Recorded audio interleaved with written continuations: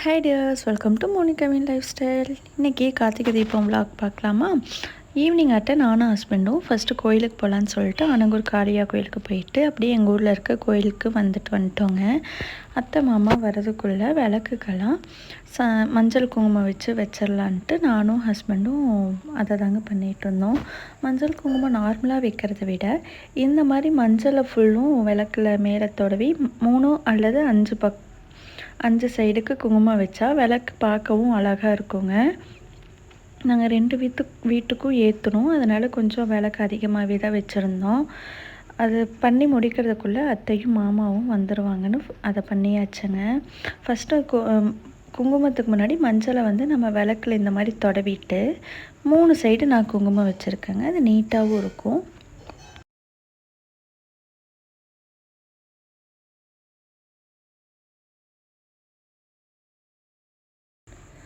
அத்தையும் மாமாவும் வந்ததுக்கப்புறம் அத்தையும் நானும் சேர்ந்து விளக்கெல்லாம் ஏற்றியாச்சுங்க. ஃபஸ்ட்டு பழைய வீட்டில் விளக்கு ஏற்றலான்னு சொல்லிட்டு அங்கே தான் ஏற்றிட்டு இருந்தோம்.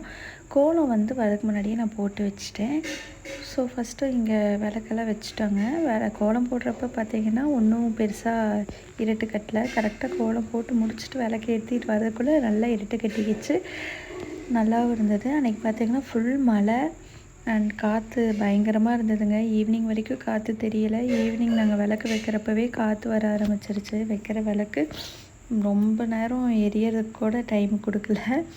இது தாங்க நாங்கள் போட்டது இன்னைக்கு.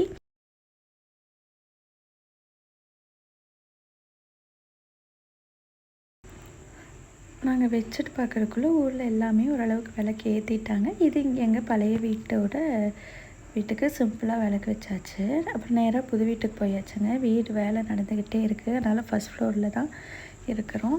அங்கே போயிட்டு கோலம் நான் போட ஆரம்பிச்சிட்டேங்க. எனக்கு பெருசாக கோலம் போட தெரியாது, பட் இன்ட்ரெஸ்டெல்லாம் இருக்குது. என்ன நான் தான் அதை பெருசாக இன்னும் ட்ரை பண்ணுறது கிடையாது. இப்போ எனக்கு தெரிஞ்ச மாதிரி சிம்பிளாக கோலம் போட்டு கலர் பண்ணியாச்சுங்க. இந்த கோலம் போடுறதுக்கே பார்த்திங்கன்னா நல்லா டைம் ஆயிடுச்சு. பழைய வீட்டுக்கு போடுறப்பவே இங்கேயும் போட்டு விட்டு போயிடலான்ட்டு போட்டு விட்டேங்க முன்னாடியே.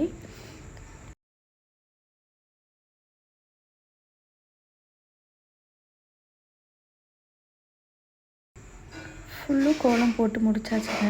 அதுக்குள்ளே அத்தை போய் சாமி கும்பிட்டு வந்துடுங்க விளக்கு ஏற்றினாங்க. ஸோ சாமியும் திருப்தியாக கும்பிட்டாச்சுங்க. விளக்கு வச்சு சாமி கும்பிட்டதுக்கப்புறம் பார்த்திங்கன்னா விளக்கு வைக்கலான்னு அத்தை கூப்பிட்டாங்க. நானும் ஹஸ்பண்டும் போய் விளக்கு வைக்க போயாச்சுங்க. கோலத்தில் அழகாக வச்சோம். காற்று பயங்கரமாக வந்துருச்சு. ஸோ கொஞ்ச நேரமாக தெரியறதுக்குள்ளே வீடியோ கவர் பண்ணிடலாம் அப்படின்ட்டு பண்ணிகிட்ருந்தோம். வைக்க ஹஸ்பண்டும் எடுத்து கொடுத்துக்கிட்டே இருந்தாங்க.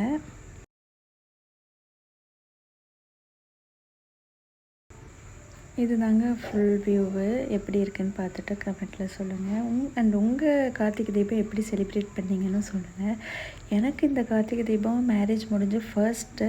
ஸோ ரொம்பவே ஸ்பெஷல் தான். அந்த வீடு வேலையானதுக்கப்புறம் உங்களுக்கு ஃபுல் வியூவும் நான் காமிக்கிறேன்.